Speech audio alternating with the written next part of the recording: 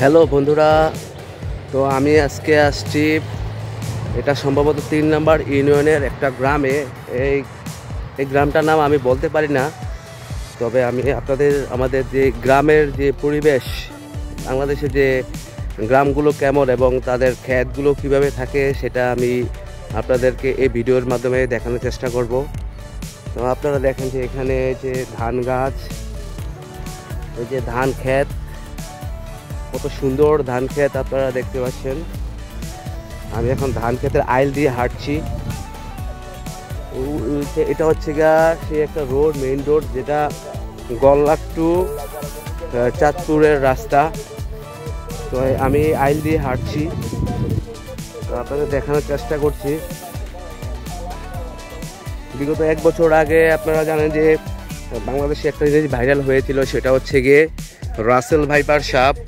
তো আমাকেও একটু সতর্কতার সাথে হাঁটতে হবে যে রাসেল ভাইপার আছে কি না আমি বলতে পারি না, তবে সতর্ক হওয়াটাই ভালো, যেহেতু অনেক সাপই এই ধান ক্ষেতের মধ্যে থাকে সেটা আমরা জানি। আসলে এই ক্ষেতটা যে কত বড়, অনেক বড় ক্ষেত আপনারা দেখতে পাচ্ছেন। তো আজকের ব্লগটা এখানেই আমি করব, মানে এই ক্ষেত নিয়ে, এই আশেপাশের পরিবেশ নিয়ে করতে যাচ্ছি। তো আমার গ্রামীণ পরিবেশ খুবই ভালো লাগে, সেই জন্য আমি এই গ্রামের ব্লগ করার চেষ্টা করি। আপনারা দেখতে পাচ্ছেন এখানে টমেটো গাছ, আপনারা দেখতে পাচ্ছেন টমেটো, এই যে টমেটো। তো এখানে আরও অনেক ভ্যারাইটিস আছে, যেমন সম্ভবত কুমড়া গাছ, এখানে আছে বেগুন গাছ, আপনারা দেখতে পাচ্ছেন। তো আমি ফ্রন্ট ক্যামেরাটা সেটিং করি, তাহলে আপনারা বুঝতে পারবেন যে কি কি গাছ আছে। তো অবশ্যই আমার সঙ্গেই থাকুন এবং আমার চ্যানেলটা অবশ্যই সাবস্ক্রাইব করবেন। আমি সবসময় বলি যে আমার চ্যানেলটা সাবস্ক্রাইব করবেন, যাতে আমি রেগুলার হই। সাবস্ক্রাইব না করলে আসলে ব্লগ করতে মন চায় না। যদিও আমি এডুকেশনাল চ্যানেল চালাই, সেটা রাতেবেলা করি, আর ব্লগ চ্যানেলটা তো সবসময় আপনারা জানেন ব্লগ চ্যানেল ইজি, শুধু এই জন্য আমার চ্যানেলটা গ্রো করার জন্য অবশ্যই চ্যানেলটা সাবস্ক্রাইব করবেন। তো বন্ধুরা, আপনারা দেখতে পাচ্ছেন যে আমি ফ্রন্ট ক্যামেরা চালু করেছি। তো আমি এখন এই যে নিচে নামলাম, এখানে ধান ক্ষেতগুলো কত সুন্দর লাগছে, পুরা সবুজ। আমাদের দেশটা খুবই উর্বর এবং ধান চাষের জন্য খুবই বিখ্যাত। এটা দেখতে পাচ্ছেন একটা নদী, আজ থেকে 6 মাস আগেও এই জায়গা সম্পূর্ণ ভরাট ছিল, যে জায়গা আমি এখন দাঁড়িয়ে আছি। আপনারা হয়তো বা তখন আমার এই মানে চ্যানেলেই ভিডিও আছে, যখন আমি একটু ইংলিশ স্পিকিং এর ভিডিও, আপনি দেখতে পারবেন যে সারা এই ক্ষেতগুলো সম্পূর্ণ পানি দিয়ে ভর্তি ছিল। তো আমি এখন দেখছেন এটাই প্রকৃতির নিয়ম, যে এই পানি এখন শুকিয়ে গেছে, এখন পুরা এই ক্ষেতে আমরা হাঁটতে পাচ্ছি। আপনারা দেখতে পাচ্ছেন যে কতগুলো গাড়ি যাচ্ছে, আপনারা এইতে হয়তো জুম করছি, আপনারা দেখতে পাচ্ছেন গাড়ি যাচ্ছে, এই যে আরেকটা গাড়ি। আসলে একটু ভয়ও লাগে যে কোনো সাপ টাপ যাতে থাকে কিনা, তো সাবধানতার সাথে আমি ব্লগটা করার চেষ্টা করছি। তো আপনারা অবশ্যই সম্পূর্ণটা দেখবেন। আপনারা যদি মানে সাপোর্ট দিলেই আমি রেগুলারই ব্লগ তৈরি করার চেষ্টা করব। এখন পবিত্র মাহে রমজান, তো সিয়াম সাধনার মাস, তো এখন সবাইকে মাহে রমজানের শুভেচ্ছা। তো খেতে দিয়ে হাঁটতে একটু কষ্ট হচ্ছে, আসলে দেখতে পাচ্ছেন পুরা মাটি,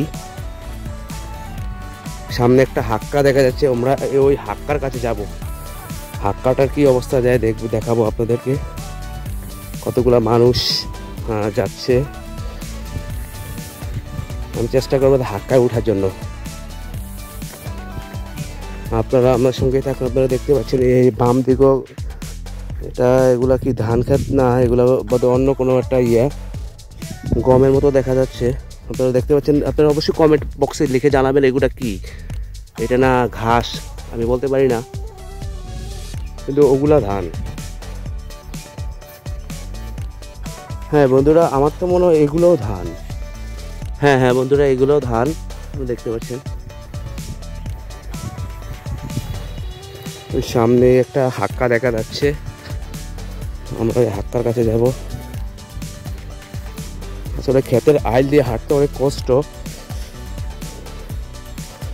এই যে একটা নদী, এই নদীটা কত এখন ছোট দেখা যাচ্ছে, কিন্তু আসলে এই নদীটা যখন বর্ষাকাল থাকে তখন অনেক ভরপুর, মানে সব পুড়ে যায়, তো তখন বোঝা যায় যেন পুরোটাই একটা নদী।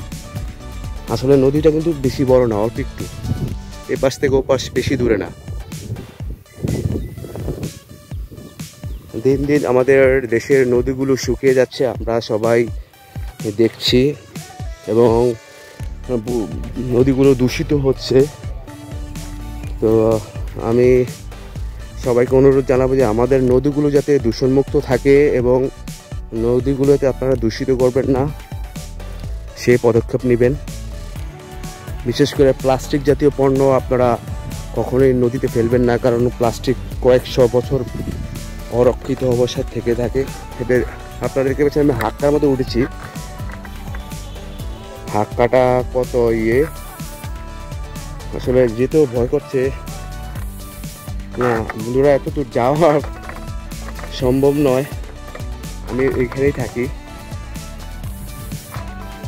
দেখতে পাচ্ছেন একটা নৌকা, ওই হাক্কার ওপারে একটা লোক কি জানি করছে।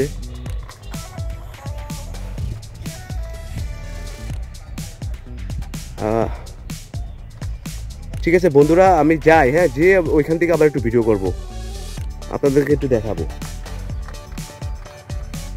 তো বন্ধুরা দেখতে পাচ্ছেন আমি হাক্কা পার হয়ে এপার চলে এসেছি, আপনাদেরকে হাক্কাটা দেখাচ্ছি।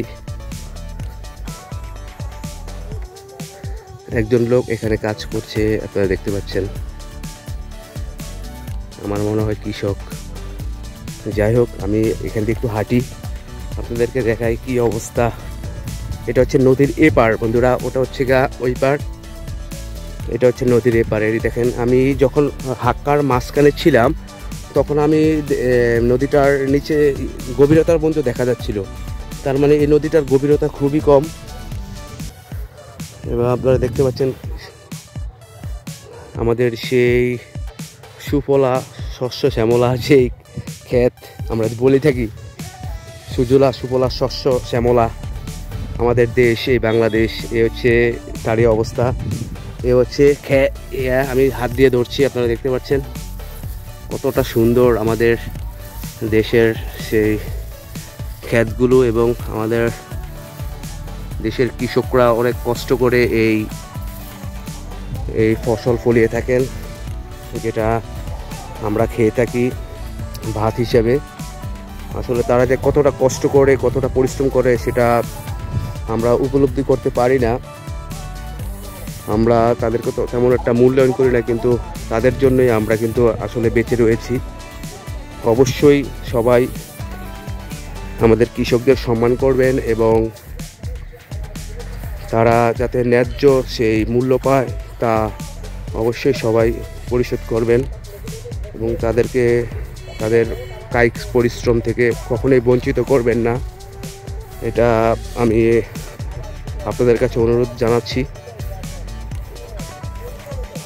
দেখতে পাচ্ছেন এখান দিয়ে একটা আইল আছে, এটাকে বলে আইল, এটা একটা অংশ, এটা একটা অংশ। এগুলো একটু বড়, এগুলো একটু ছোট। আমার মনে হয় এই জমিটা একটু গভীরে, এটা একটু বোধহয় মাটি বেশি, এই জন্য একটু বড়, নাকি গাছগুলা বড় হয়ে গেছে আমি বলতে পারি না। হ্যাঁ, আবার ওই পাশের ক্ষেতটা, এটা একটা ক্ষেত, এই ক্ষেতটা আবার ছোট।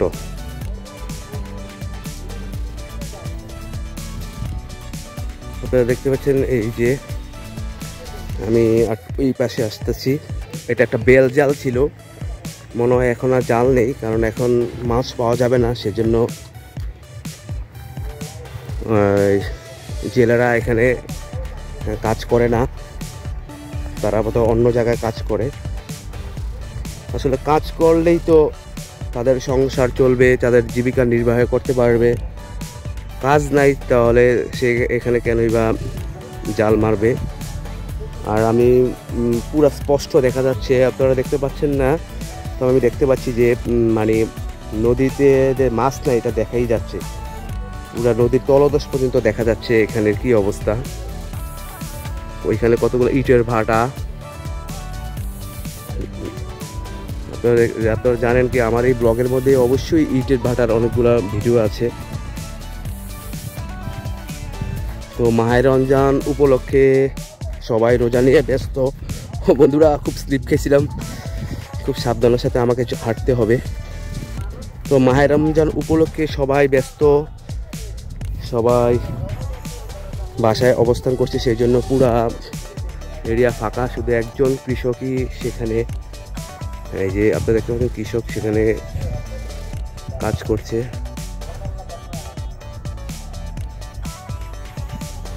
তো আমি আপনাদেরকে আজকে সেই গ্রামের দৃশ্যটা তুলে ধরছি। তো আমি আবার ওই পাশে যাব বন্ধুরা। তো আমি এখন আপাতত সুইচ অফ করছি, আমি ওই পাশে গিয়ে আবার ভিডিও করব। তো বন্ধুরা আমি এই পাশে চলে এসেছি। তো আপনারা দেখতে পাচ্ছেন এই সেই হাক্কা, এই হাক্কা দিয়ে আমি ওপারে গিয়েছিলাম, এখন আবার এই ওপার থেকে এপারে চলে আসলাম। তো আজকে ব্লগটা আমি এখানে শেষ করব। আমি সামনে আমার হুন্ডা আছে এবং আমাদের অফিস টাইম শেষ, তো ওই জন্য আমি ব্লগটা করলাম। তো সবার কাছে অনুরোধ, আমার চ্যানেলটি অবশ্যই সাবস্ক্রাইব করবেন, আর আমার চ্যানেল মানে ভিডিওটা অবশ্যই লাইক করবেন, এবং যদি কমেন্ট বক্সে যদি কিছু জানার থাকে অবশ্যই কমেন্ট লিখে জানাবেন। তো এই কি, আর কিছু বলার নাই। তো সকলের ভালো থাকুন, সকলে সুস্থ থাকুন এই কামনা করছি। সবাইকে পবিত্র মাহে রমজানের শুভেচ্ছা, সবাইকে নমস্কার।